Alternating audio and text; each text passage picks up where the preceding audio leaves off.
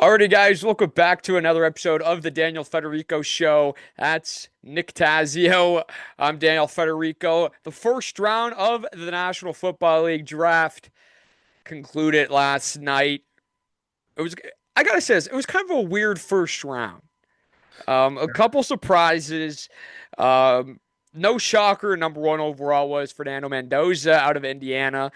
I want to say the biggest shocker is how early Jeremiah Love went. We knew he was going to be potentially a top five pick, but the Arizona Cardinals take a Jeremiah Love at three, where they have a lot of needs, and running back is kind of they don't have to worry about running backs right now because hear me out here. I love Jeremiah Love. I don't think there's got bigger Jeremiah Love supporter in this draft than me. Being a Notre Dame fan, absolutely pumped up that two Notre Dame running backs were taken in the first round. RBU? Question mark. But no, hear me out. Running backs are the most replaceable position in football, and their lifespan or their lifetime span is very short. Maximum 8 years. Minimum they play 4 years. 4 to 8 years. That's how long an NFL running back's life usually is. Now, I get it. To taking a running back and probably the best offensive player in Jeremiah Love, well, he was the best offensive player in this draft, taking him early. But you have so many holes to fill, especially that offensive line, that defense. When I saw David Bailey go number two, I for sure thought the Cards were going to go Avril Reese at three. Jeremiah Love going to the Cards at three. What do you think about that? It's a stupid pick. And this has nothing to do with with excuse me, sorry, your texts are now coming in on my laptop. But like it's to me it's a case of love the player, hate the fit. Like I'm not a Notre Dame fan. You obviously are, but as a fan of just like good football in general, I can obviously appreciate a Jeremiah Love hurdle or a Jeremiah Love 60-yard run to the house when I see one. I don't see him getting many of those in Arizona because, for starters, like you just outlined so beautifully right there, running back is a couple of notches down their to-do list in terms of revamping this roster. They don't have a quarterback. They don't have any semblance of an offensive line that's going to be able to block for this guy.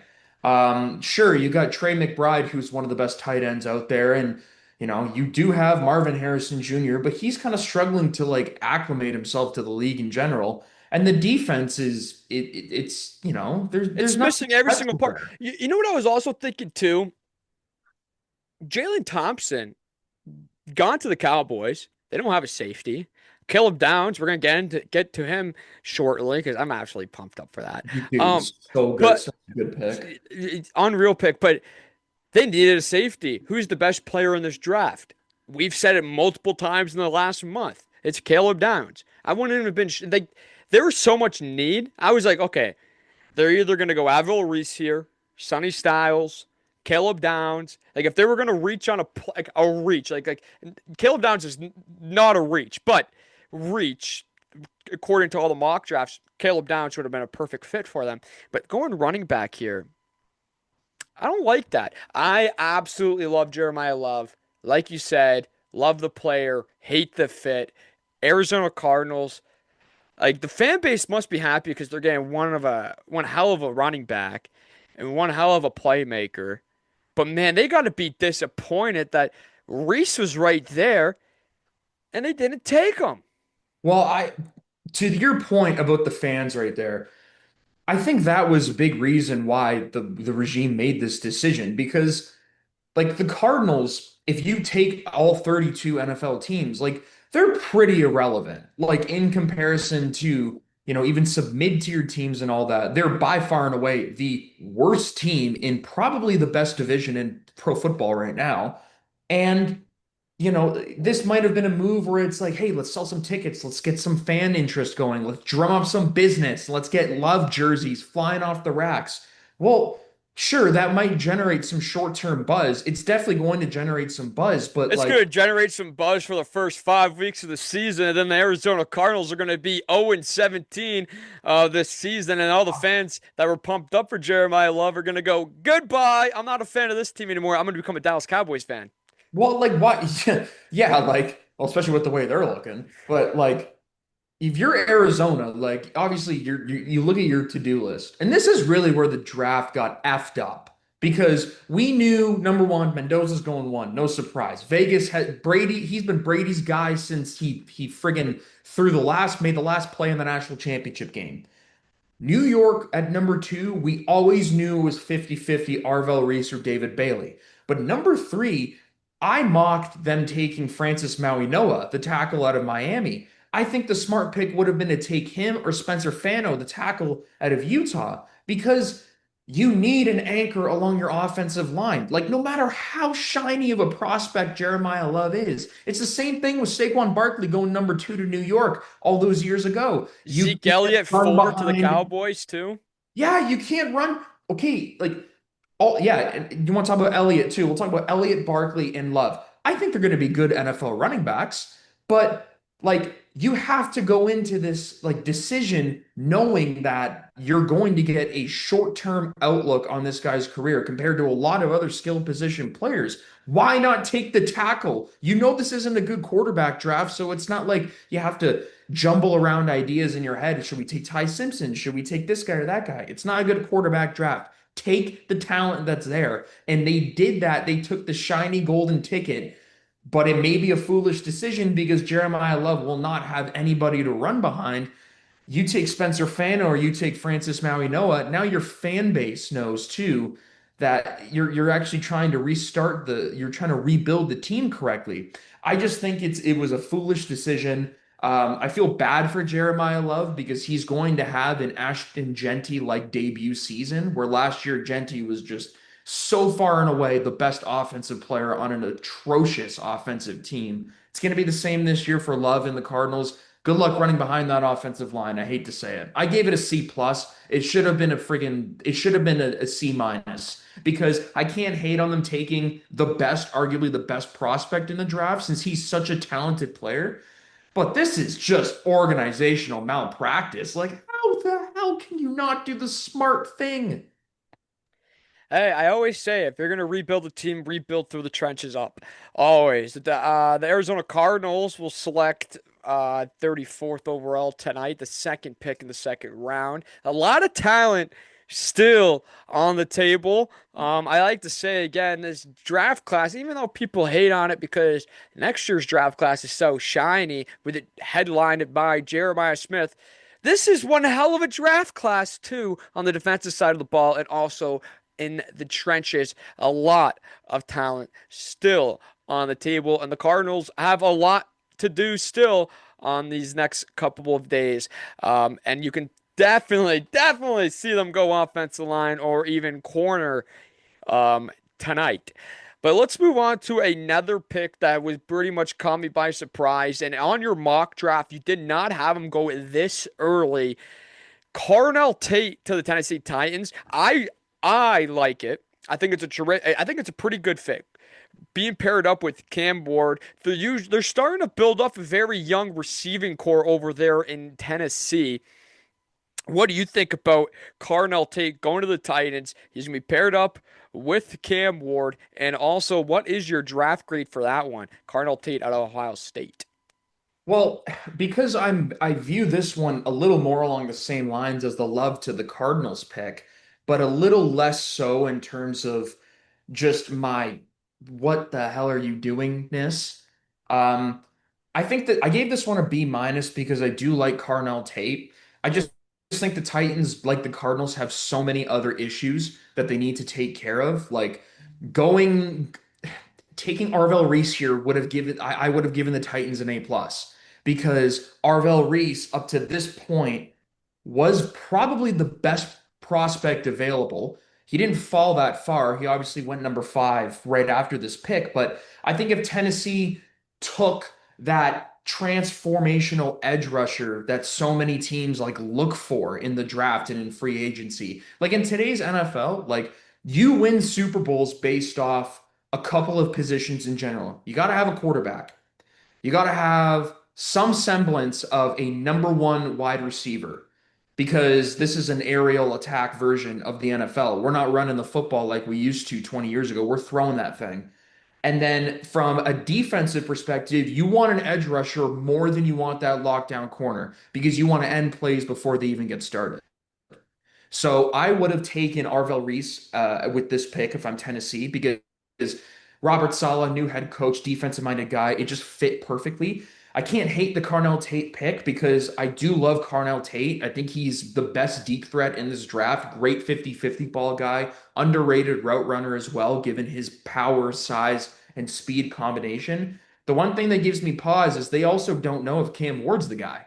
Like we can look at last year and we can say, well, Cam Ward had a rough first year adjusting to the NFL, playing behind not much of an offensive line and just taking a beating on Sundays in Tennessee. Well, this is year two now, and now he's got a target. He's got a number one guy, but we still don't know going into this year if Cam Ward is truly the Titans franchise quarterback. So that gives me a little bit of pause for concern as well with the Tate pick, because if he's joining a team that already has a proven quarterback, well, he's going to get the ball thrown to him more accurately as well. The quarterback is going to make better decisions, and Tate's just not going to feel as lost as he would going into a situation where he doesn't know about the quality of quarterback he has. So, to round it off, I gave it a B minus, bit like the Cardinals pick. The Titans have a quarterback, or at least they think they do, which is, it gives them a reason, a justification to take Carnell Tate. This is a wait and see one. With them skipping on Avril Reese, I think they were going to go offensive player no matter what. Because I think with Jeremiah Love getting selected a pick before and them skipping on Avril Reese, I think they were all in on Love. So they're like, you know what, let's go to the next best option and let's go to the best receiver in this draft, and it's Carnell Tate. Yeah. A lot of people think it's Jordan Tyson. Still not a bad player, but Jordan Tyson has injury concern. Carnell Tate, um, at 4. But now we go to the New York Giants. They had 2 picks in the top 10. The 5th overall pick right here, who they selected, Avril Reese at Ohio State. Back-to-back Ohio State players picked. And then they had the 10th overall pick. We're going to get to their second overall, so either second round, either second selection of the first round shortly. But Avril Reese going to the Giants, an absolute home run of a pick for the Giants here. Avril Reese falling right into their lap at the 5th selection. I honestly still can't believe the Cardinals and the Titans passed on him because, like we were saying, he's one of there's three. We said our top 3 prospects in this draft class, or I think I said, and I think you said David Bailey, but I think you still said this. If I'm not mistaken, it's Caleb Downs, Sonny Styles, and Avril Reese. You might have said David Bailey too as your I think I fourth, but might have, yeah. but still, like top 4 prospects, Avril Reese was in there in that conversation, and having the Cardinals and Titans pass on him, falling right into the Giants' lap, and they're kind of starting to create a defense there with Abdul Carter.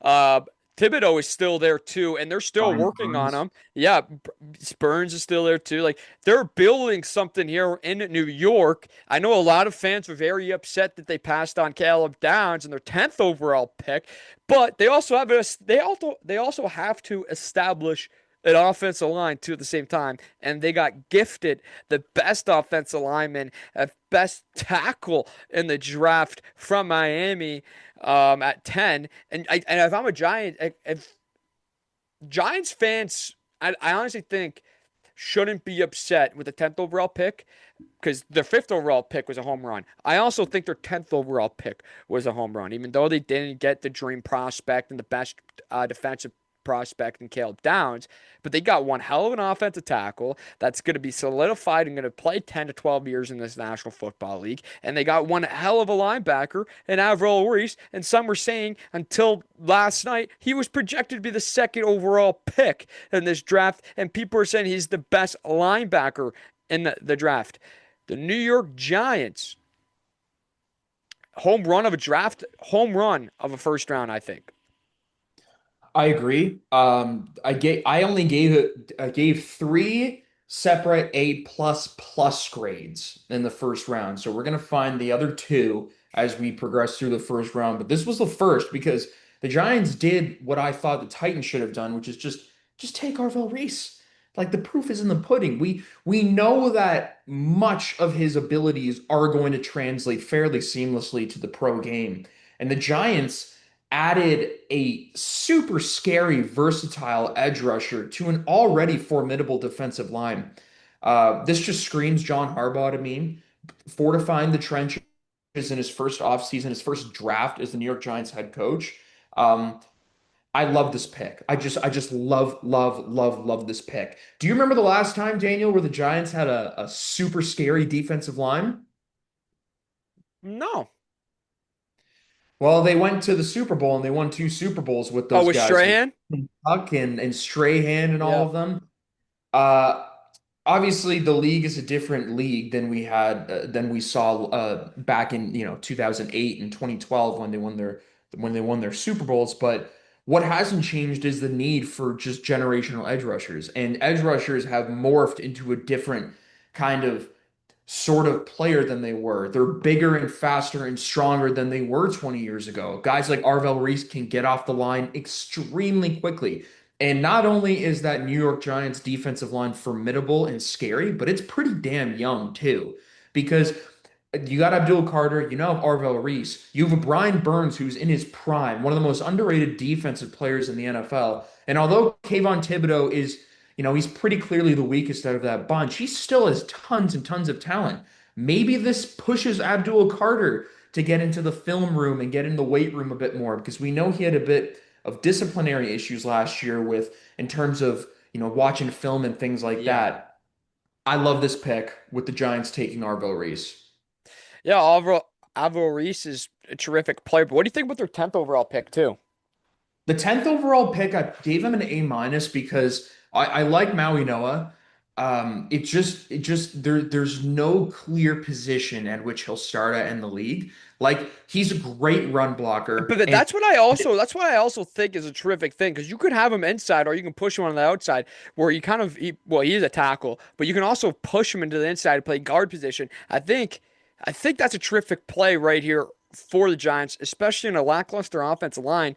They get a guy like here. I think he's going to play 10, 12 years in the league.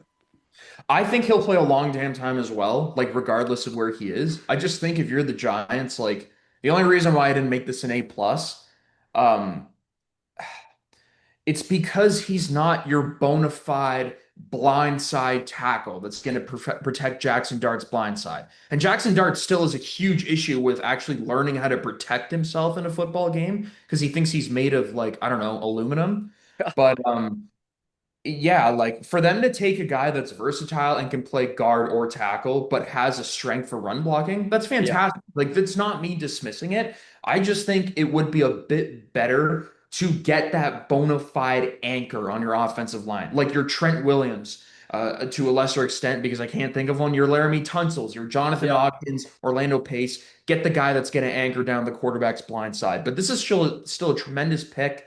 It's pretty clear that they're going to run with the Cam Scatterbo starting running back role. And Uh, you know what? I have an issue with that a little Me bit. Cam too. Scadaboo, yeah, he's a fun player to watch. He's for sure a fan favorite because it's antics off the field. Um, if he if people are not worried about his injury last year, that's a little cause of concern, right? He broke his ankle, and Ankles also being through his foot. he runs loose headed every play. Your brain can only take so much compact. He's the type of player that's going to be out of the league in 5 years. Yeah, and this would have been easy had Arville Reese been off the board and Jeremiah Love been on the board because we've been mocking, various people have been mocking Jeremiah Love to go to New York, and I love that fit, to be honest with you.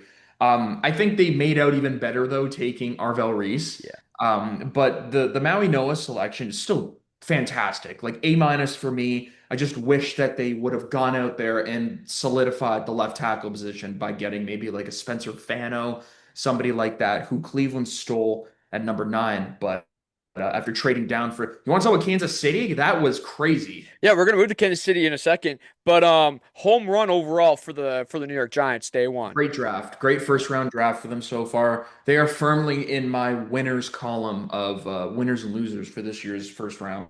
Um, let's go to the Kansas City Chiefs trading to the sixth overall pick to pick their guy. They've been high on this guy for a while, especially how their offseason's been going.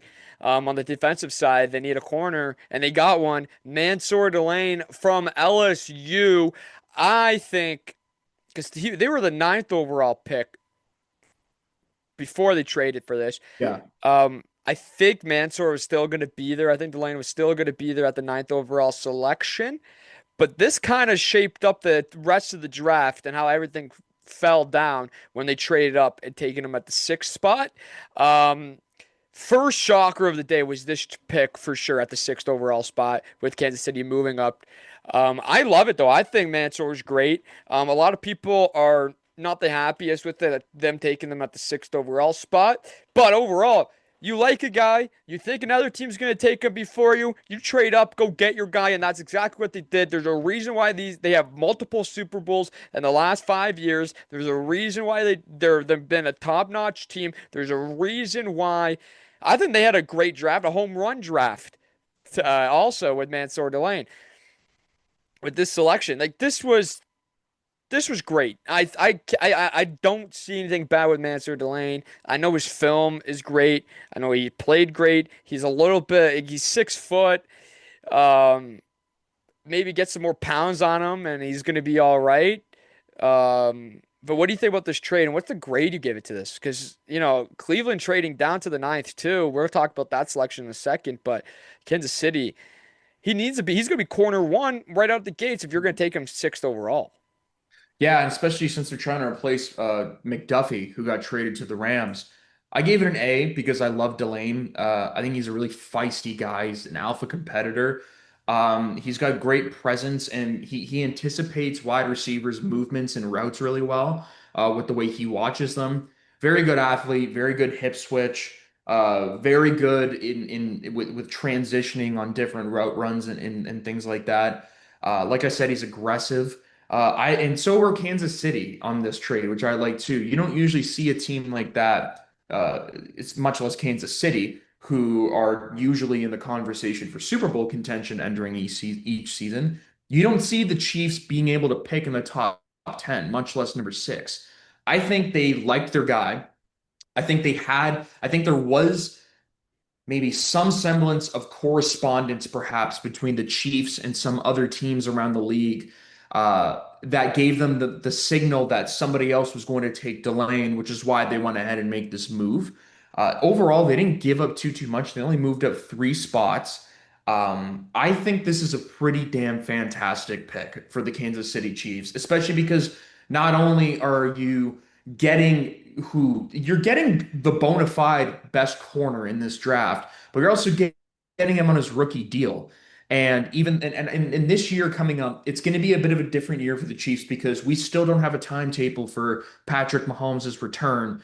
And I think the Chiefs are trying to fortify the rest of their team. This is the start of their retool, not their rebuild, because that's a very different thing. They're not tearing everything down. They are retooling the team. They're getting rid of aging assets and they're replacing them with a younger, more athletic, and more vibrant assets in their current stage of their careers. So I love the Mansour Delane pick. He's going to be cheap for the next couple of years. I'm predicting he's going to come in and he is going to be a force to reckon with in the AFC West, just with his attitude and the way he plays the position. So yeah, one of my favorite corner prospects of the last few years as well. I'll go even as far as to say he's my favorite corner prospect since a previous LSU corner in Derek Stingley a couple of years back. What grade would you give this? I gave this an A. I Yeah, gave it this an has A. to be. I gave it an A. It's a great pick. Delane obviously is not one of the premier guys in this draft, which is usually who I saved the A pluses for, along with really shrewd moves that teams made to either move up or down and get their guys. But I gave it an A. When this trade happened and when I saw Mansour Delane get picked sixth overall, seventh was free, I think.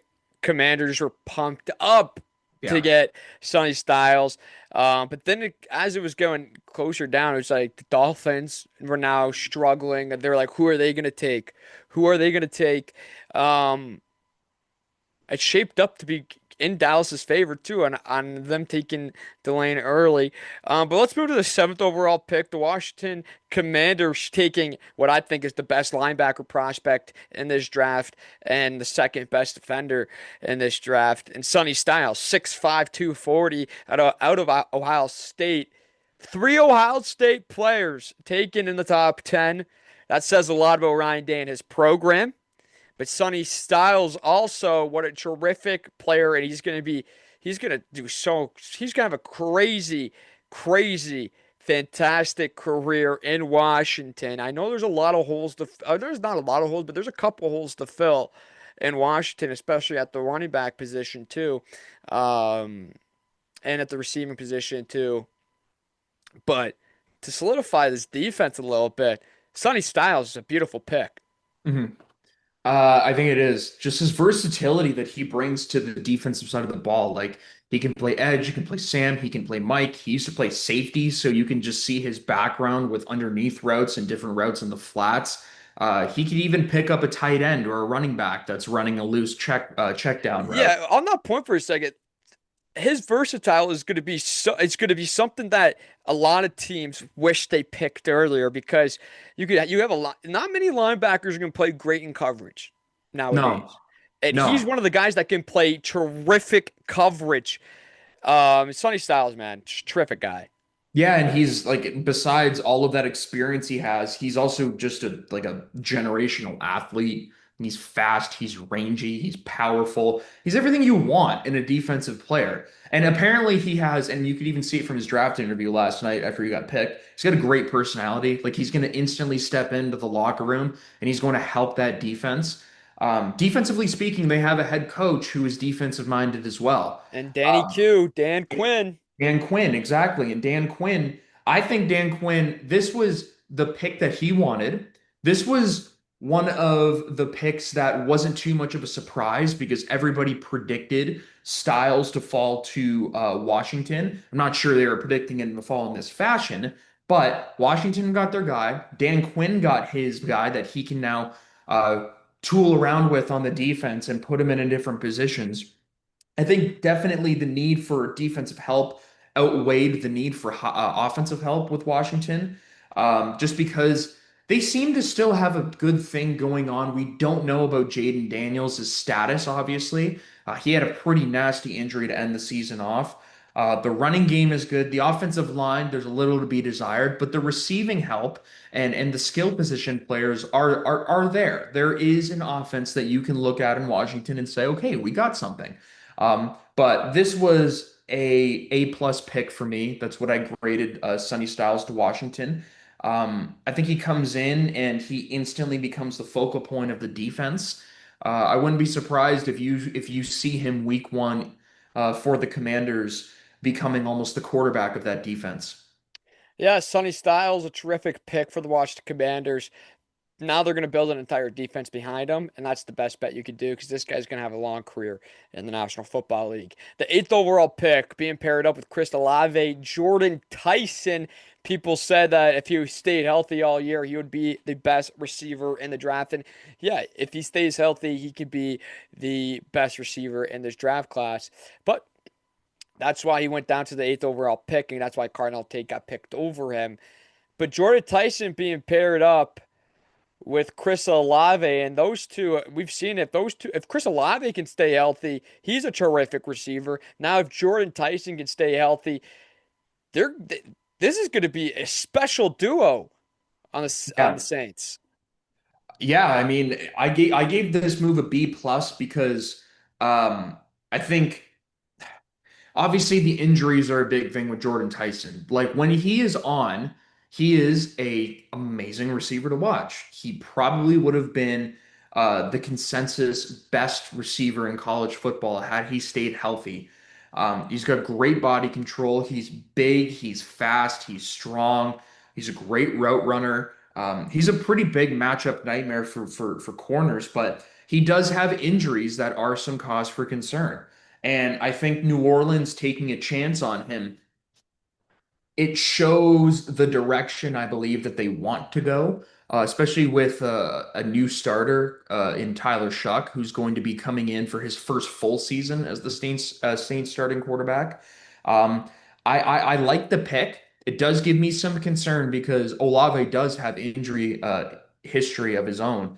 But Jordan Tyson, if he's able to come into Saints camp, go through camp healthy, and then start week one and then become the Jordan Tyson that we know him as when he's healthy at Arizona State. It's going to be a great pick for New Orleans. And that's why I gave it a B plus because I think his talent outweighs the injury history that he has.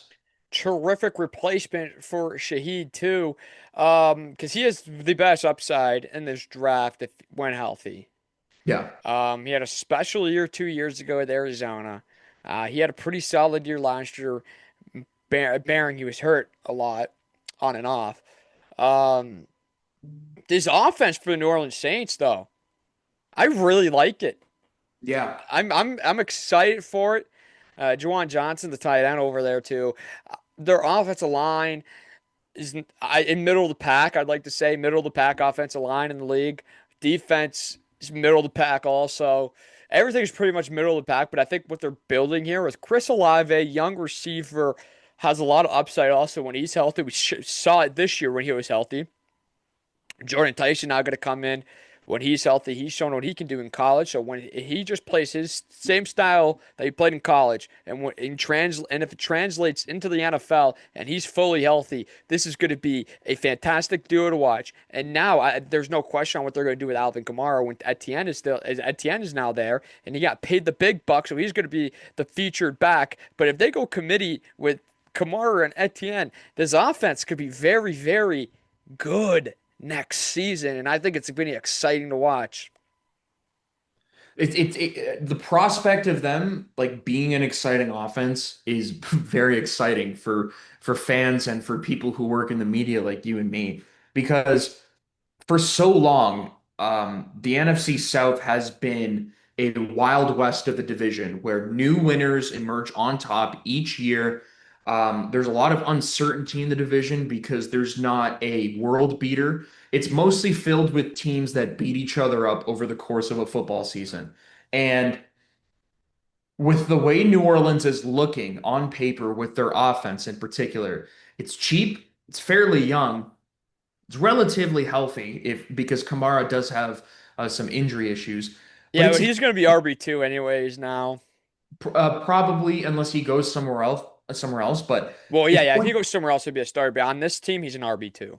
he probably is, but I see him more sharing equal carries with Etienne because Etienne is kind of like the same style of runner that he is. Like he's a great like receiving back.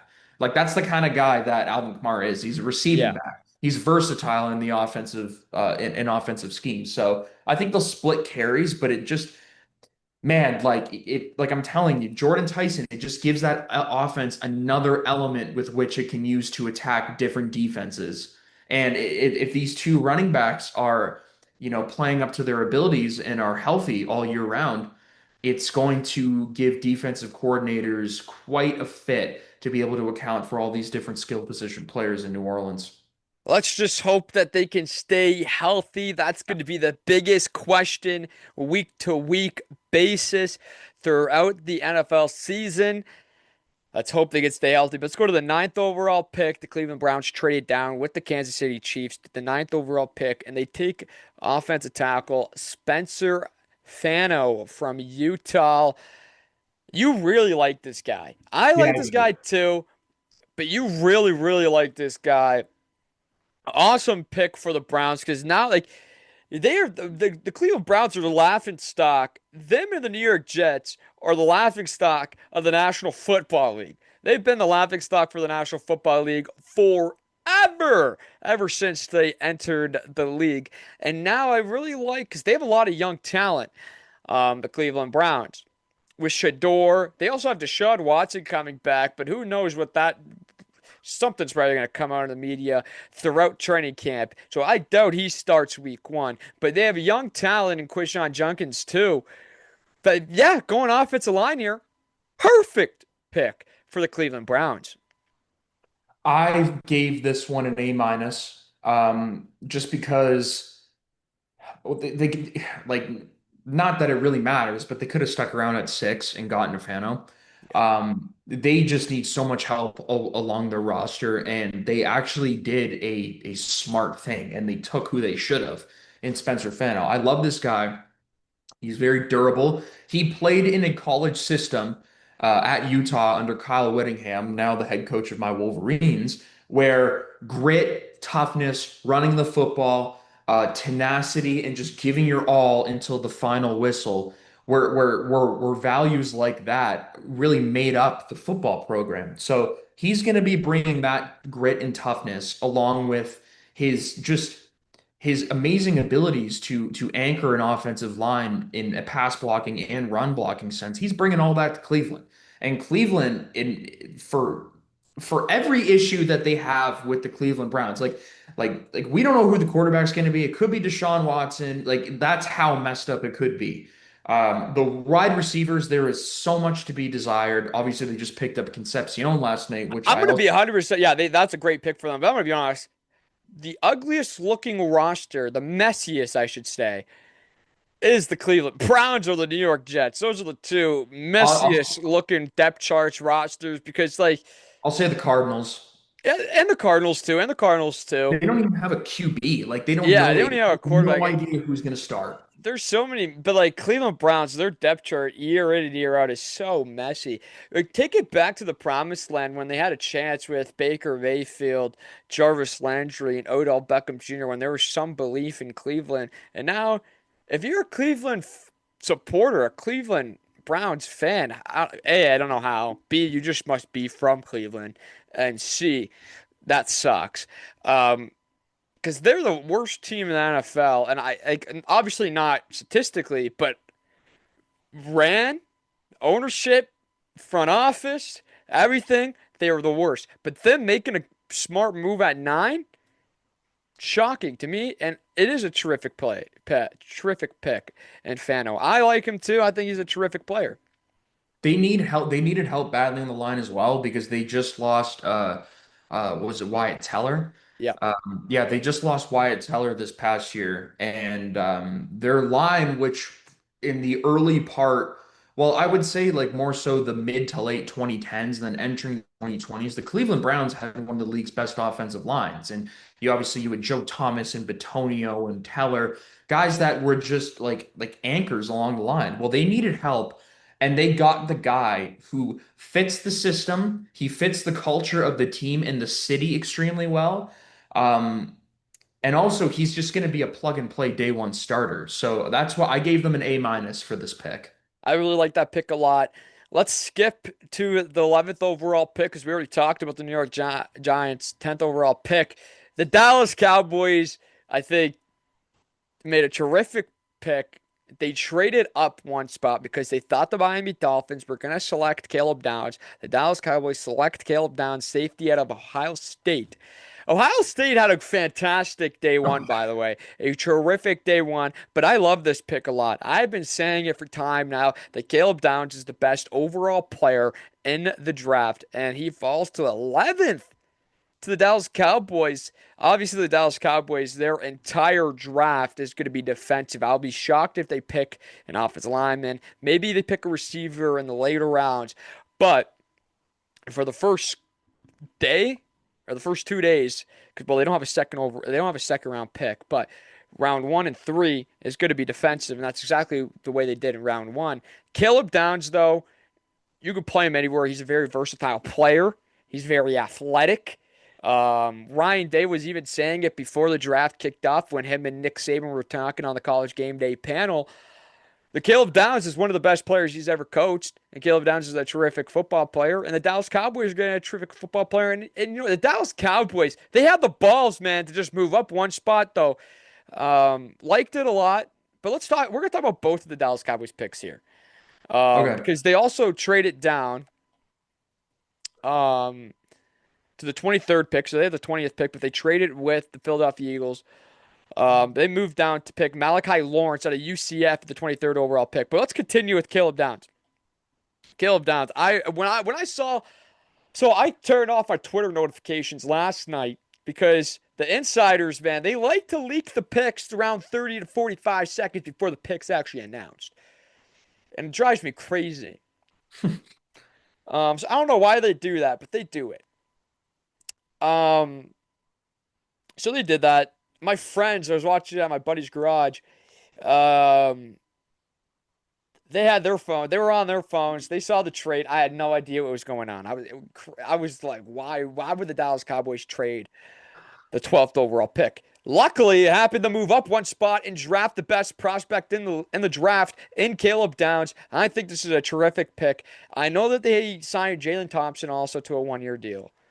Those two are going to play terrific because Caleb Downs could just be your nickel guy and you can have a blast and he could I think he's going to help this defense a lot day one.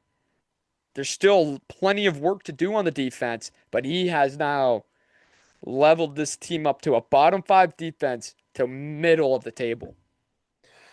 I, this is my second of three A plus plus grades because the Dallas Cowboys were super aggressive in moving up one spot to get their guy. I've been absolutely in love with Caleb Downs for like even before this year started, during last year, even before he came to Ohio State.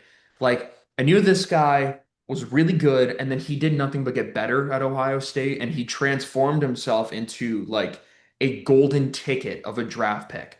Like when's the last time we have had a safety, not a corner, but a safety, be this highly regarded?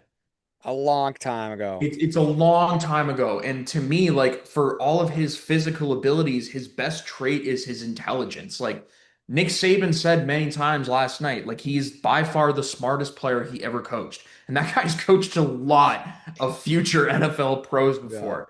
But Caleb Downs, like to me, what makes him seem so smooth and just so with everything is the preparation that feeds into his intelligence as well. The amount of work he does before the game starts. All like he is super smart. He is very well versed in route combinations. He knows what to do. He knows how to change coverages on the fly. And then watching him react to something, and then almost seeing him be able to mentally digest something, and then turn and physically adjust in the same moment. It's just wonderful. Dallas, of course, had a historically bad secondary last year. Teams were just airing it out on them throughout the entirety of the season. Well, Caleb Downs is going to put a stop to that because you essentially got, well, it's such a cliche to say a quarterback of the defense, but that's what this guy is. Like this guy is going to be your plug and play leader of your defense. And like he is a generational player. He's a generational safety. He puts the time and effort in to know absolutely everything before going into a game. And you could just see from the smile on his face last night, he's so excited to be a Cowboy. So this is an A plus plus move for me. They addressed their biggest need on their roster with the best player in the draft. Can't get better than that. Can't get better than that. And yeah, they had the worst secondary in the league last year. Caleb Downs helps them out. I really like how they can just move him around the ball. He is such a high IQ player that he can move around the ball, and he's a fantastic run defender. He's defending at all aspects of the game that you need in the secondary. And you could put him in the nickel, you could put him deep safety, you can even put him right on the line of scrimmage, and he's going to get the job done. Caleb Downs is a cowboy. And George Pickens signing the franchise tag yesterday. Offense looks good. Defense, like I'm going to say this though, like one player can make a big difference. That's why I think they're going to take him from a bottom five defense to this middle of the table right now because they still do need another linebacker. They do get their edge rusher and Malachi Lawrence from UCF. I do. I like him. I like Malachi Lawrence not as much as I liked Keldrick Folk or Zion Young, but I think he's going to be a terrific player, a depth piece too to start his career. As he's going to play probably behind Donovan Ezeruku. And then going to the opposite side and probably games to come or years or in a year. But Caleb Downs, my favorite pick from day one. I think the Dallas Cowboys got an A grade on day one. Um, Honestly, dream scenario because the Dallas thought they had no idea and they had no chance of getting Caleb Downs. But with the New York Giants passing on them, passing on Caleb Downs, the Dallas Cowboys knew that they had to trade for that 11th overall pick with the Miami Dolphins and land the best prospect in the NFL draft.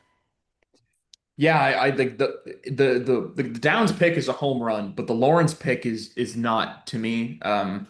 I definitely think if like Falk was still on the board, and we know Falk didn't have a good last year in 2025 with Auburn, but as a prospect, he just projected better than Lawrence.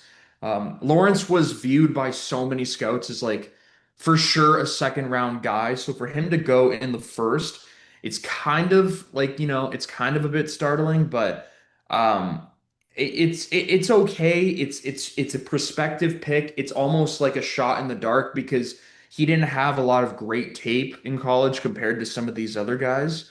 It just seems to me like they're just trying to replace Micah Parsons. Like out and out, they're trying to replace what they did. Well, they have to. He's such a big piece. Like you But have why to even trade him in the first place? to get drafted. Like get Caleb Downs too. Because if Michael Parsons was still there, the Dallas Cowboys are not going to tank and get that 12th overall pick and No, have a but I chance to think, move up. but But would I you think rather I have? think Malachi Lawrence is going to be a player to see. He's going to be a little bit of a project player. But Zion Young was still there. Folk was still there. It is a little bit surprising on why they didn't take those two players. But Lawrence, I think he's going to be an okay player. Like I think it's going to take some time. Yeah, he didn't have the greatest tape and all that, but I think Christian Parker, the new defensive coordinator for the Dallas Cowboys, he got his dream prospect, his dream player, and Caleb Downs, and then he's also a guy that can develop players. I don't know if he can develop defensive linemen yet, but the Dallas Cowboys also have a great defensive line coach. Um, so I think he's going to be a little bit of a project player, and especially with Quinnen Williams and Kenny Clark still there, Donovan Izuku played terrific last year off the edge. Um, I think the Dallas Cowboys see something in him that I don't like. I totally don't see in him, and a lot of the world don't see in him. Yeah, this kind of has like Taco Charlton vibes to me. And I agree with you that because promising like a promising player with some like developing like they can develop. He also has like some disciplinary issues. It's honestly just gonna be a wait and see. And honestly, with no second round pick, even though he was supposed to be in the second round, I think it makes a lot of sense on why they reached, especially when they traded down from the 20th pick to the 23rd pick. I could already I expected them to make a reach because they don't have a second round pick, and I doubt they're going to be aggressive tonight to get to get a second round pick. Yeah, I don't know either. It concerns me a little more knowing they don't have a second round pick and knowing that like guys like Falk and Zion Brown were still on the board and they went ahead and they took Lawrence. To me, like it is a wait and see thing. It's a huge wait and see thing. But again, like this all wouldn't have been an issue if they just kept Micah Parsons. And I know like we can sit here and we can say like Caleb Downs, like what a wonderful player, but like would you rather have Micah Parsons still or Caleb Downs? Because I don't think Well, Mike. yeah, of course. Well, who I would rather? Yeah, I would rather Michael Parsons. I'm always gonna rather Michael Parsons. Yeah, Man, that's what. Michael Parsons is a special player. Yeah, because he wasn't the greatest against the run, but when you play a lot more NFL years and you play a lot more seasons, you're gonna be better. But I also think Michael Parsons has a lazy attitude in him. Love him. I, Don't get me wrong. He has a lazy attitude. Sometimes he just wants to talk on his podcast, and sometimes he has a bullshit attitude. I'm gonna be frank with you. His attitude at times is bullshit. Like when he was holding out last year, I honestly became a hater. Like I was like, this guy's an idiot. Like you're gonna hold out like a child. He's like holding a tantrum, bro. Come on, be a professional. Um, but right now, like I think that's for any player though. If you're gonna have a lazy attitude, your podcast is a distraction. Like you're a ball player. You're not in the media. You're a ball player. Sometimes you just got to shut up and play football. yeah, I agree. But the holdout thing is just such everybody does hold. Everybody holds. Everyone does holdouts. Everybody does it Everyone is now. childish when the holdouts come. You know what? If you, yeah, you deserve more money. I totally agree. I think the Dallas Cowboys should have paid him. But man, it's the Dallas Cowboys. They don't care. They'll do anything they want, and they'll trade your ass. And look what this resulted in. The Dallas Cowboys got the best prospect. They fixed their secondary in 1 year. Now and then they became so aggressive last year that they got Quinnen Williams paired up with Kenny Clark. You know, the edge rushing is still an issue, but there's so much great talent still to go in this draft. Like a lot of first round eligible talent is going to be in the second and third round still.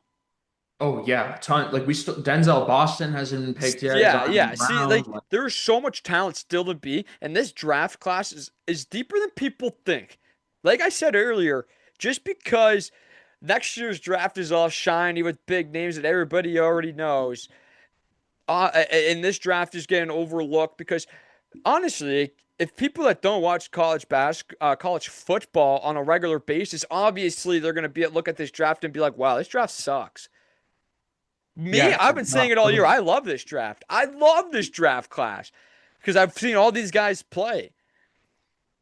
it's just like there's no shiny quarterback crop. Like this is the Exactly. There's draft no, that's yeah, going. there's no quarterbacks. There's no shiny, crazy receiving talent. It's just, it's just the gritty players, the defensive side of the ball, and they're all in this draft. And Caleb Downs for the Dallas Cowboys is a terrific pick, but we do got to move on, because we don't have time. I'm trying to keep this within Do you? What do you want to do then? Because we still have so much to. Do you want to yeah, we have rattle so much play. through No, my? we're gonna talk about that. We're gonna talk about the players still. I want to talk about Ty Simpson. The Miami Dolphins, they picked Caden Proctor at the 12th overall pick. I think that's a terrific player, a tackle out of Alabama. But this is where I'm shocked at. The Los Angeles Rams picking Ty Simpson with the 13th overall pick. Hear me out here. Matthew Stafford has no signs of slowing down. He just won the MVP. And I get it. You want to find the player, you want to be ready for when your star quarterback leaves and retires and goes off in the sunset. You want to be ready. This is not the draft where you pick your replacement. It's next year's draft is when you find a replacement. Because that you can find a great quarterback, and you can probably find a better quarterback than Ty Simpson in the second, third round of next year's draft. If everything goes according to plan next college football season. Ty Simpson going to the 13th overall pick was a ginormous shock. Dan Orlovsky of ESPN was getting ripped to shred for saying that Ty Simpson is a first round talent. Me, I don't see anything special in Ty Simpson. I don't think Ty Simpson is a first round talent. I don't like Ty Simpson at all. Maybe I just think of Kalen DeBoer and Alabama, and I think the whole team was lackluster, and it showed that Ty Simpson was lackluster at times. But you know, you don't find a player that you're going to replace in this year's draft on the offensive side of the ball. This is a defensive draft. Pick the best player available. Like they could have picked an offensive lineman out of Penn State, where I thought that could have been terrific. Maybe even Ruben Bain. Imagine Ruben Bain and Jared Yeah, Verse on the opposite sides. But no, they go Ty Simpson. Ty Simpson has no appeal to me. And at the same time, though, I think Matthew Stafford is playing 2 to 3 years max left in his career span just because he's still playing at an elite level. He still has Puka Nacua and Devontae Adams there, and he has a solid offense with Kyron Williams behind him. But does this mean that they drafted Ty Simpson? And does this mean, oh, Matthew Stafford said to the front office that, yeah, this might be the final year? Because then they don't want to find a replacement next year and he's already retired. But I do think he's coming off of MVP season. He's going to play 2 to 3 years max. What do you think about this? I don't like the trade at all. I think this, if I had to give it, I'd be obviously a C, I C or gave it a D. C too. I gave it a C, but because like I think I'm a bit more higher on Simpson than you are, but like just a bit. Like I don't think he's like in this crop of quarterbacks in this year's draft, like after Fernando Mendoza, like he really might be the next best available. I think he's a really smart quarterback. I think he makes I think he makes good decisions. I think he makes really good decisions.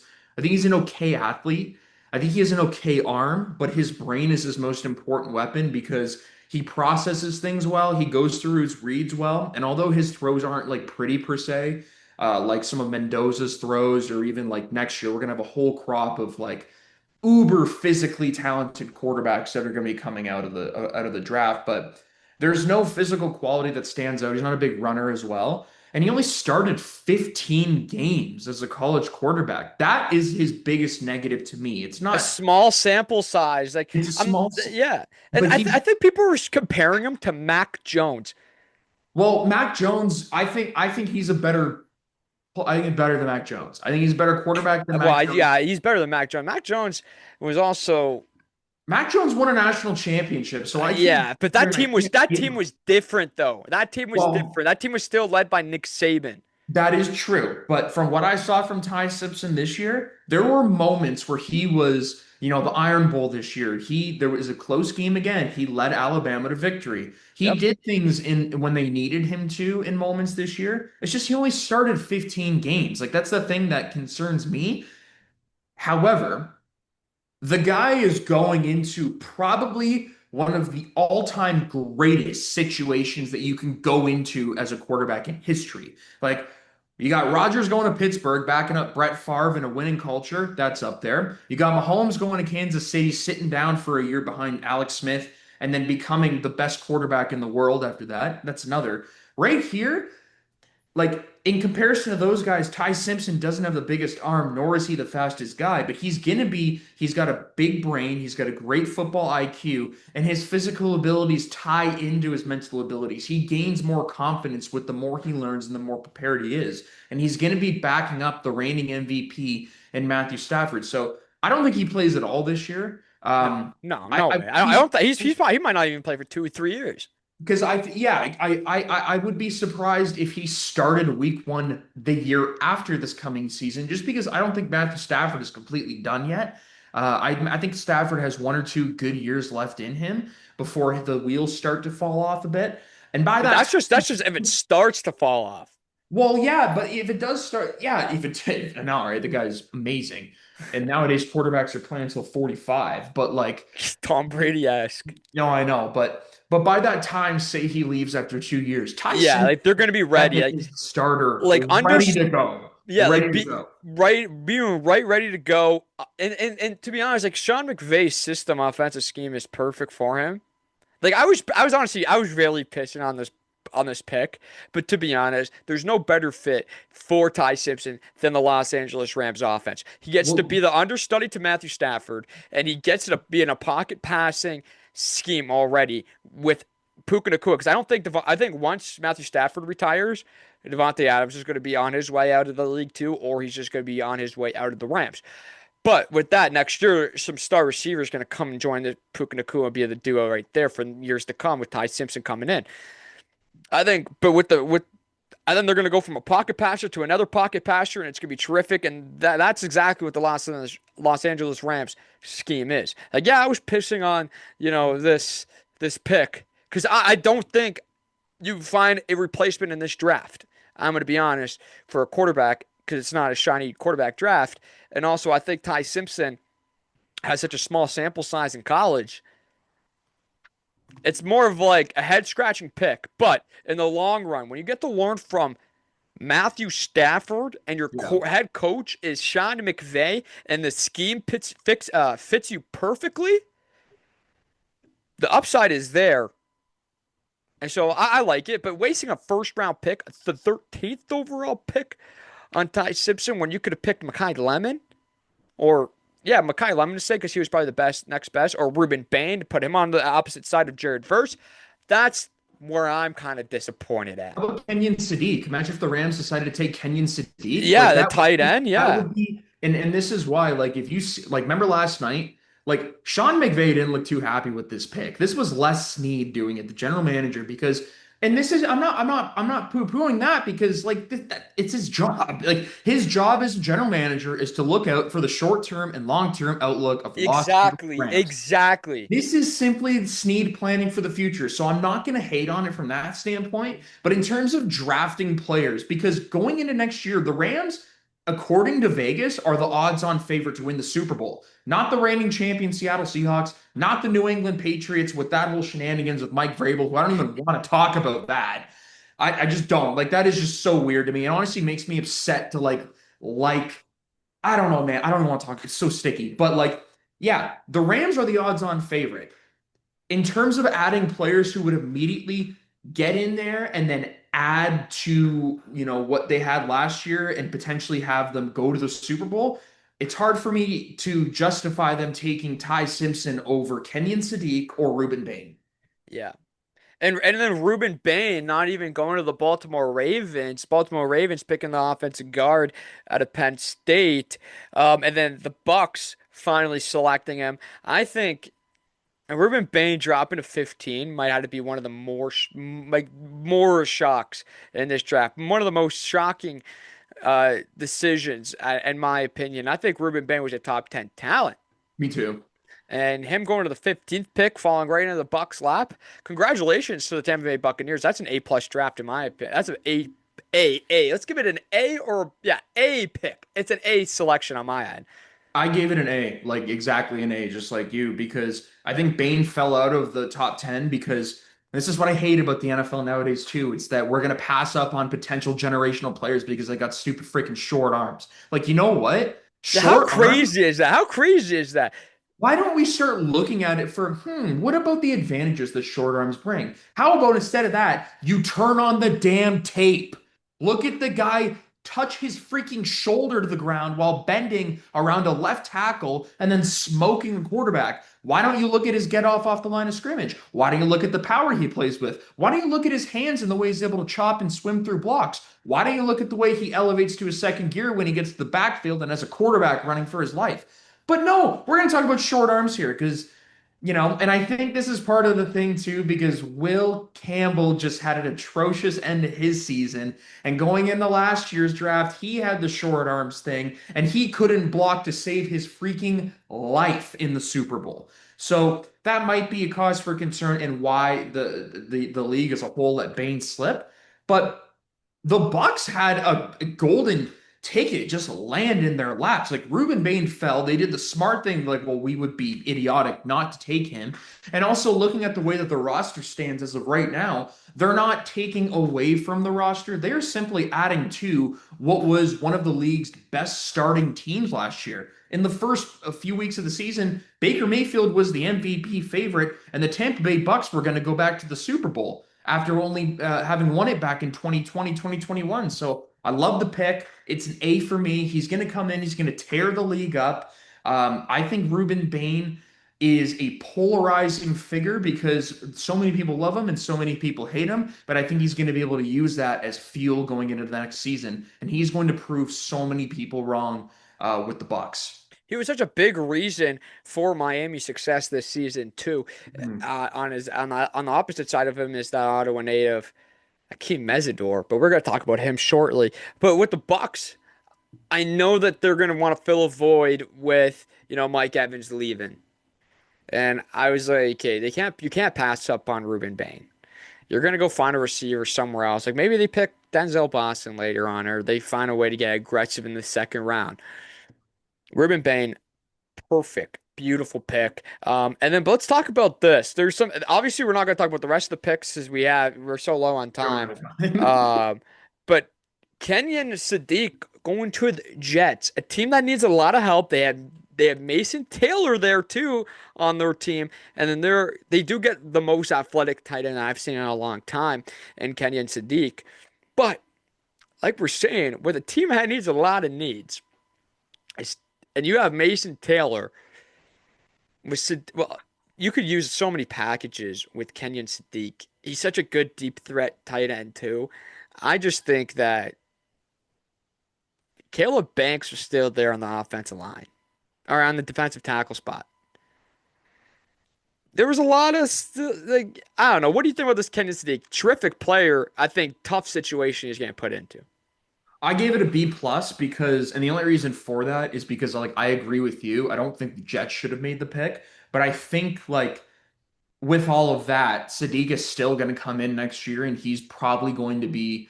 I think he's going to be the best player on the Jets offense next For season, and sure, for he'll sure, contribute. Sam, for sure. I think so too. I think he's going to contribute right away. That being said, there are two players, in my opinion, that I believe they should have taken. Uh, the first one was Keldrick Falk because he was still there and he Yep. could have added to the defensive line. But if we want to just talk about like day one starter, plug and play, he's going to come in, he's going to produce. Why not Makai Lemon? Why Yeah, did they not that's take Makai true. Why Lemon? not Makai Lemon? They have a number one guy in Garrett Wilson. It's not like Makai Lemon is going to come in and be a number one guy for anybody, but why not Makai Lemon? Like, and Sadiq. Sadiq, tight end is a position where if they perform well, it's because the team that drafted him knows how to use them. I don't see any signs that the Jets know how to do anything well. So why would I have confidence that they're going to somehow be able to utilize a Optimus Prime level player and turn him into, what Tyler Warren was last year or what Colson Loveland became for the Bears last year? Yeah. I just don't see it happening in New York. I see him, and I know this just contradicts everything I just said because I just said I see him coming in and stepping in and being a day one impact player, but he's not going to come and do the same things that he did at Oregon. Like I just don't think it's going to happen. First of all, he's going to have subpar quarterback play, so that's the number one thing that he's going to have to worry about is who's throwing him the ball. They're gonna make him. I already know what they're gonna make him do in New York. They're gonna make him rely on him to be a primary run blocker and Well, he can't. sometimes leak out in the game. Well, Even that's though for. he's more should be used as Gronk style of play. I don't know. I think he needs to be used as a wide receiver. Like Yeah, he you're. could be. Yeah, no, yeah, I know. That's what I'm saying. Like Gronk Yeah, style of okay, play, okay. I'm sorry. like I misunderstood what you were saying. oh no, no, like Gronk style of play. Like obviously Gronk could block and stuff too, because Sadiq could block too. But put him more, use him in the pass game all the time. Yeah, yeah, I think they have to because I don't think first of all, I don't think he's a very good blocker at all. Like I think he's a better blocker off the line of scrimmage than he Well, is. yeah, yeah, yeah. But he can still do. He can get the job done. But when I think of a tight end blocking, I think just do the bare minimum. That's all I need you to do. I need you to go be more useful in the passing game nowadays. But if you're gonna run block, if you're gonna have your tight end run block, you're He's already got to be setting good. yourself out for success, for failure. You're already setting up yourself for failure because just add an extra guard or tackle in to the line if you're gonna be a run blocker. But how the Jets, but that's why I think the Jets are going to use him like that because the Jets are idiots. New York Jets are idiots. They're going to Why use not? him. They're going to use him terribly. Why not take like there's so many players they could have taken, But man. They have so much. they could have taken 144 extra players that could help this team a lot more than Sadiq. And poor guy for Sadiq because he's a fantastic player. It's just terrible situation. They're going to ruin this tight end. They're going to ruin him. They're going to ruin Kenyon Sadiq, who I thought was going to be is the best tight end in this draft. But man, I wish he went to any other team than New York because he's going to be so much fun to watch on Sundays. Instead, he's going to be wasted on Sundays. I'm I- I'm hopeful that his talent and his just game-wrecking abilities are going to be able to overturn my opinion on this, but like I don't know the Jets for doing anything well with their star players in my lifetime, really. Like they went to the AFC Championship back in 2013, but like oh man, like I just don't know. Like they have so many questions. Like Aaron Glenn, like I don't even think he's gonna finish the season as their head I coach. think they lose the first 6 games of the season and he's out. He's yeah, like he seemed to be checked out of the role. Like so yeah, like let's bring a big strong tight end But who's man, going. I really hope Sadiq, because he's an athlete, he can just play good enough, like just not get sucked into the Jets' ways. Like Garrett Wilson's still a terrific receiver. Brees Hall is still a terrific running back, but they just play on the damn Jets. You know what I mean? Like they just play on the damn Jets. The Jets are going to jet their way to Cabo right into the end of October. That's how bad they are. But let's move on. Let's talk about Mekhi Lemon. The Dallas Cowboys traded uh, their 20th overall pick to the Philadelphia Eagles. The Philadelphia Eagles selecting Mekhi Lemon out of USC. That solidifies it. A.J. Brown's out of town. He's going to be a New England Patriot by June 1st. Devontae Smith, Mekhi Lemon is going to be the duo there. Is he Terrific. though? What do you mean? You don't think Devontae Smith's going to be receiver one? You think it's going to No, be no, no, no. Mekhi? I mean, like I don't know if AJ is gonna leave now. You think it's going to be you don't? I think this pick solidifies A.J. Brown out of town. I think it kind of solidifies him staying Why? because AJ is like he's He like wants he's the rock. And adding another receiver is not going to help your case there. no, but it will make Jalen Hurts and the Eagles offensive staff more inclined to throw the ball more because they That weren't is, throwing the yeah. ball at all last year. So that's the only reason why I think he'll stay because and not only that, Daniel, but bringing a guy like Mekhi Lemon in, who's literally just going to play slot day one. Like everybody knew before the draft, during the draft, after the draft, he's a slot guy. That's it. This now allows for AJ Brown to have more favorable matchup opportunities instead of maybe getting double teamed a bit more because now they have to account for another super dangerous receiver. I think this and again, I'm not going to bring it up and talk about it a lot, but I think what's going on in New England right now is just like it's just bad, man. It's just It's actually impossible not to talk about because how chaotic the whole situation is, and Mike Brable put himself in it. When people cheat and you're a public figure, that is on you, and that's 110% on you. But continue with Mekhi Lemon. I actually really like your take there. I agree with you because it is actually going to open up some favorable matchups for AJ Brown. He's going to win those matchups. The ball's just going to automatically come to him when he wins those matchups. I like that a lot, but I just think because they picked Mekhi Lemon in the first round, I think it was more like a safety pick because AJ Brown is out of town. I would agree with you more if they had taken Jordan Tyson or found a way to snatch Carnell Oh, Tate yeah, because okay, yeah. Like find a way to get into the top 10 and have their pick of the litter with Jordan Tyson. Yeah, I agree with you. yeah, like because those two guys are bona fide outside. What are they? Is it X? They would be X receivers, I Yeah. think. X and Y. Yeah, X and Y receivers because Lemon's a Z guy. As a slot, you're a Z receiver. So if they found a way to take a bona fide outside guy who's going to compete with AJ Brown for the number one spot on Jalen Hurts' left, well, I think that's a bit different, and AJ Brown would be more inclined to leave. But seeing, I'm just looking at this as opening up more avenues for Jalen Hurts to throw the ball more to AJ Brown because I also think Howie Roseman and Nick Sirianni are looking at last season and they're saying, well, that was really bad. We can't afford to rely mainly on Saquon Barkley and a running game and an aging offensive line, might I add you. So they're Aging. going to have to retool a bit, that is why I gave them the third of my three A plus pluses.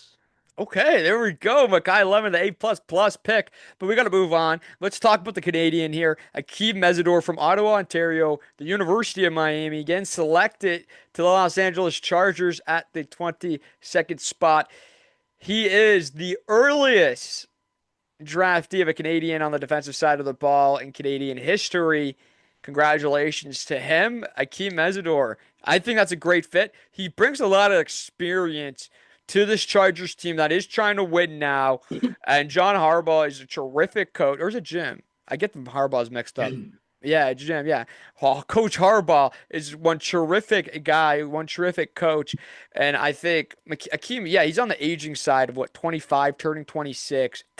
Um, but you got to look at it like this. People like to look at age is such a ginormous thing, especially in the draft when you're like obviously when you're older than majority of the prospects. But yeah, he's 24, 25 years old, turned 26. He's on the aging side. That comes up with a lot of experience, especially in college. So this is going to help out the Los Angeles Chargers ginormously, especially losing Bosa last year. This is a terrific pick. I think it's a perfect fit. I like this pick a lot. I would give it an A or a B. Um, I gave it an A minus. I love it. I love it. I love it. I love it. I love it because not only is this a Jim Harbaugh pick, but they also have to account for and mind you, Akeem Mesidor is a a much older guy than the rest of these players. He's 25 years old. Yeah. But Khalil Mack just signed a short-term deal. He's going to be on his way out soon. Akeem Mesidor, I think, is going to be one of those guys because he's, in comparison to Ruben Bain, he's just a very violent player. He goes through you. There Um, was so much tape on it just this year for the Miami team when they were playing on opposite sides of each other. It was honestly it was terrible for an offensive tackle because yeah, when once they were switching sides too, Ruben Bay and Akeem Mesidor, it was like holy.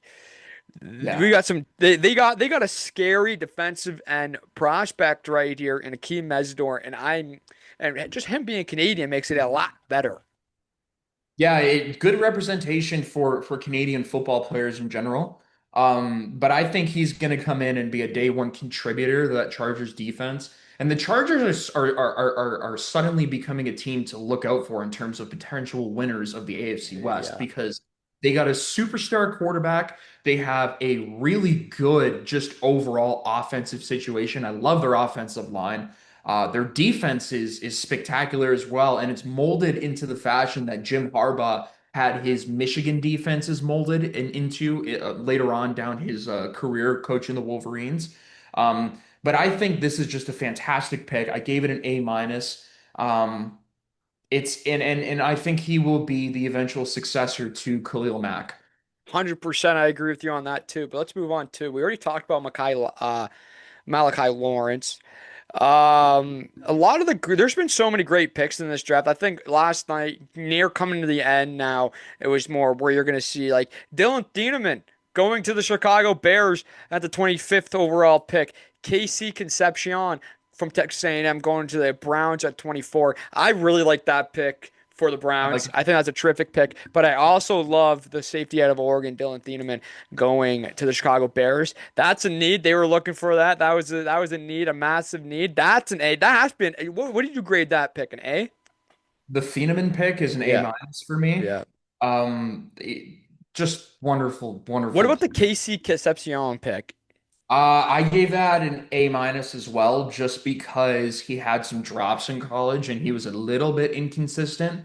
The Um, drops were bad. They were ugly. They were but I ugly. like the way he plays. I like his twitch and his I like his lateral ability and his hands His route running is pretty good. I like he's a vertical runner too, so it really works out in the long run.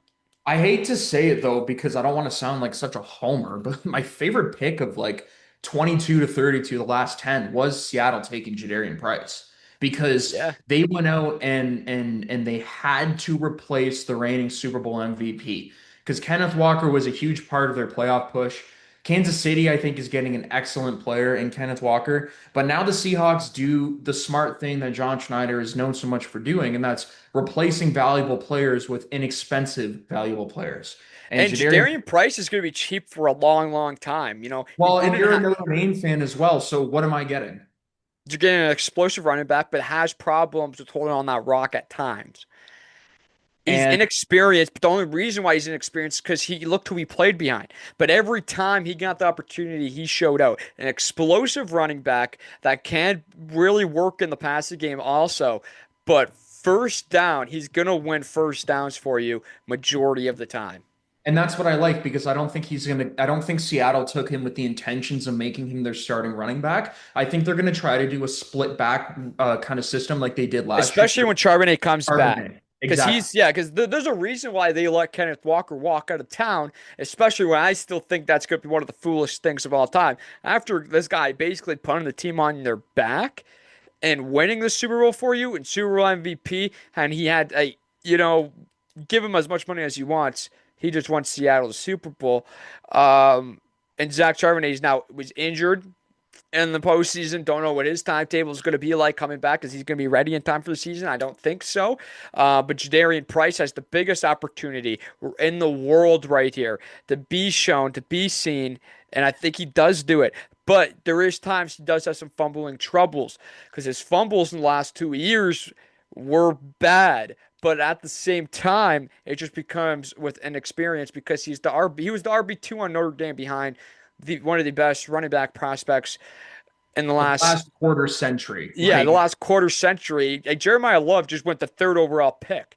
Jadarian Price is the 32nd overall pick. First, that's got to say something about Notre Dame over there. Congratulations to both of those two running backs. Watched so much of them. So sad that it's over, but so happy it happened for Notre Dame and witnessing these two terrific running backs. Jadarian Price has explosive speed. He is a very explosive back. When he finds a hole, he can go right through it, and it's going to be like the Flash. Same thing with Jeremiah Love. Jeremiah Love's more of a patient running back coming out of the trenches. Jadarian Price is more explosive. He's going to hit those holes with speed. He's not really more of a patience guy. But in the passing game, I'd like to say he's more of a patient passing in the passing game than Jeremiah Love. Jeremiah Love's now more explosive in the passing game. Two different running backs, two terrific players. I just want to do something before we end the show. I just want to shout out the Buffalo Bills for making a mockery of themselves and not taking potentially Omar Cooper Jr.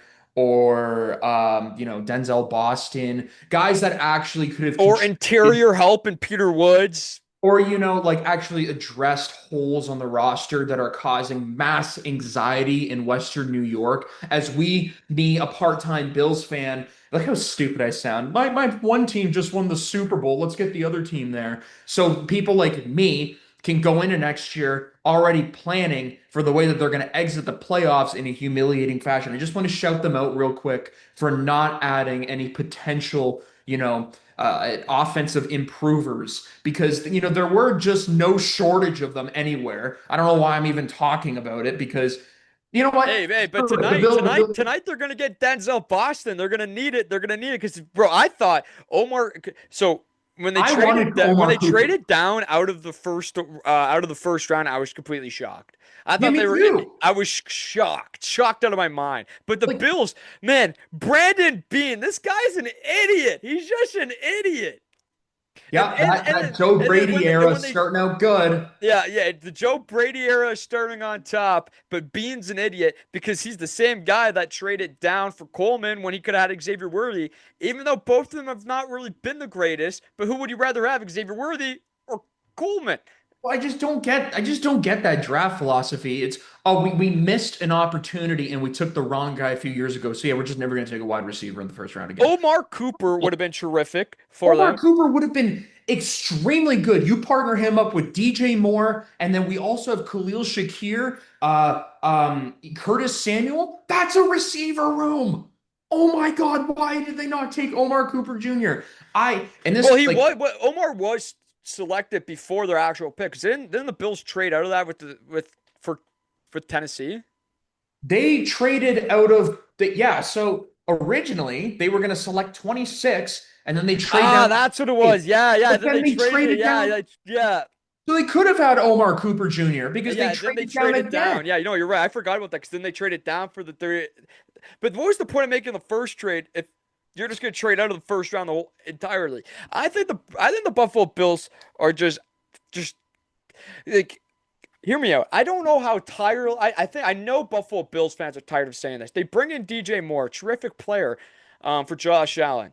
They have James Cook. They have the offensive line there.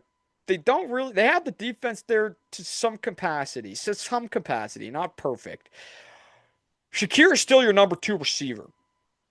Yeah, that's going to change. That has to change ASAP. Coleman is playing horribly, but I like to say you let players like that can have the firepower because look how what Coleman did at Florida State and even Michigan State before that.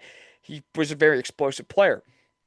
But if you have a chance to go get Omar Cooper, and they also had a chance to go, well, they could still get Denzel Boston. But Omar Cooper Jr. in my eyes is better than Denzel Boston. Terrific pick for the New York Jets right there. You have a chance, you missed a chance.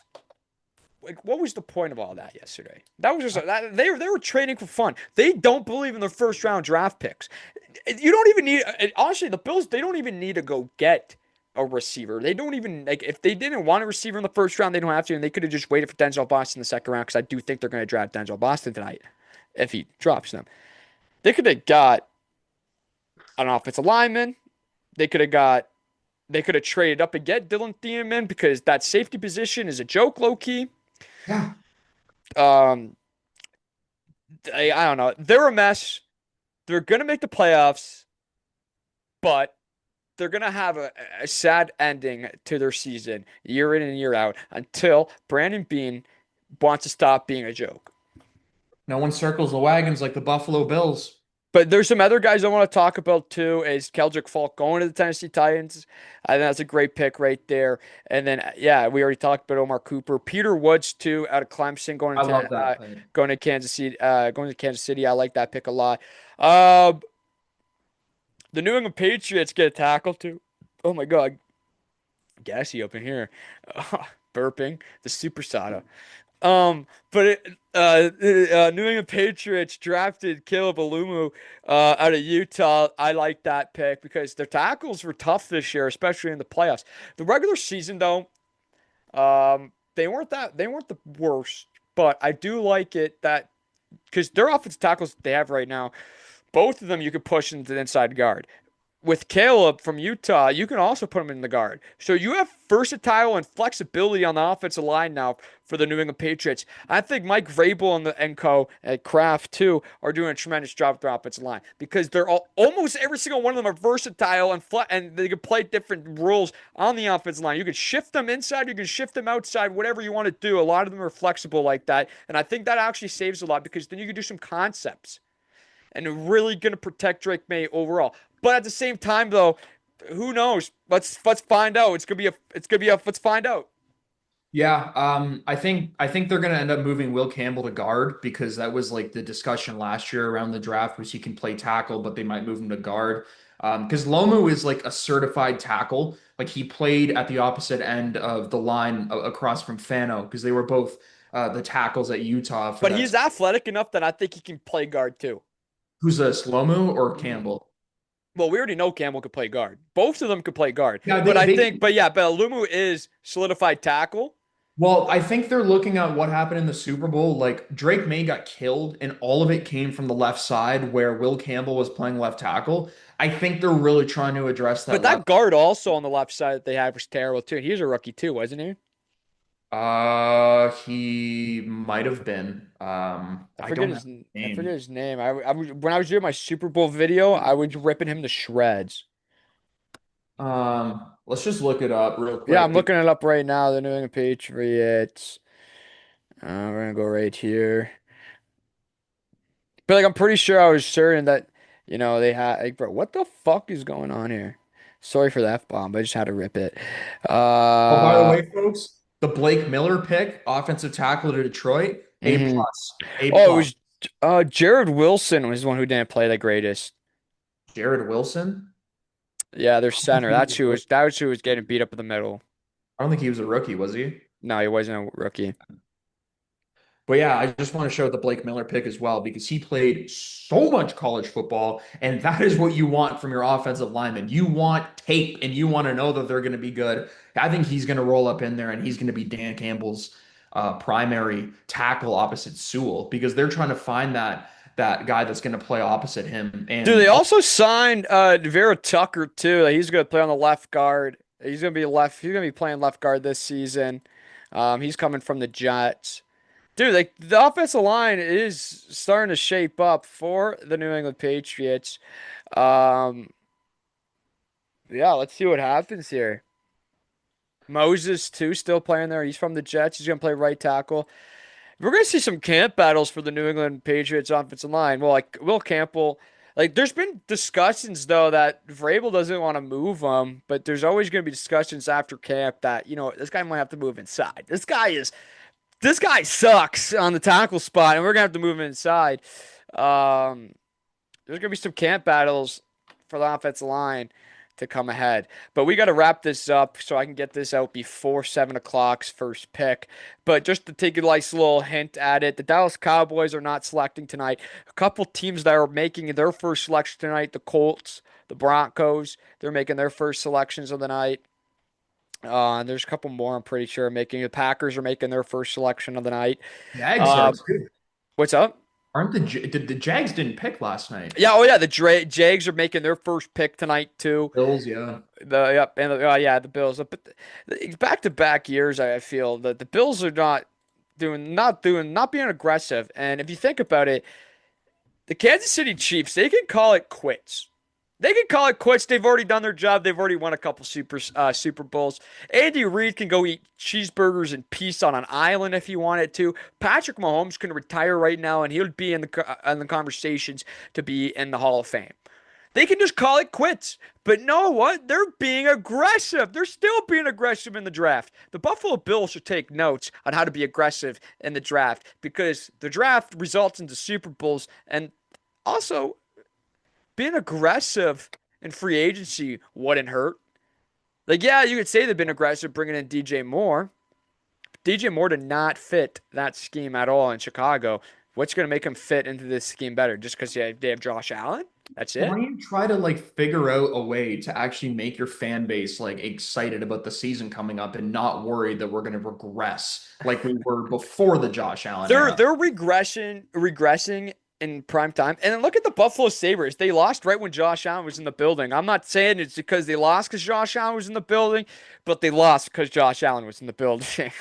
Well, Buffalo is literally fueled on Buffalo wings and sports heartbreak. Like that's what fuels the city. Wide That's right, that, remember that back in the 90s? the They lost. wide right. The Dallas Cowboys own the Buffalo Bills in the Super Bowls.